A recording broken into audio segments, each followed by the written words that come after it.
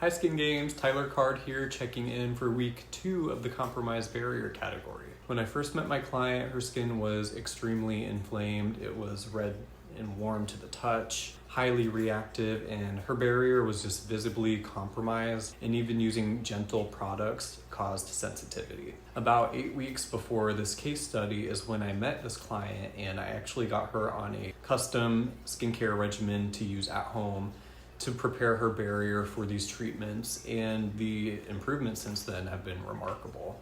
Like many clients, I think she was just unintentionally over drying and over exfoliating her skin, which was worsening her acne and of course her barrier damage. My main goal for these 8 weeks is barrier repair, and I define barrier repair as mimicking a healthy skin ecosystem by using biomimetic lipids, cholesterol, free fatty acids, prebiotics to balance the skin's microbiome. My hope is that alternating between barrier repair treatments and oxygenating treatments will allow me to strengthen her skin while addressing her acne concerns. So essentially, I want to make a better home for the beneficial bacteria while creating a less favorable one for the more harmful strains. The sign that I'll be looking for in her skin when doing an oxygenating treatment to see if it's ready is reduced erythema, increased comfort, and of course tolerance to her home care products. So in this stage, I'm focusing on soothing and reparative ingredients like beta-glucan,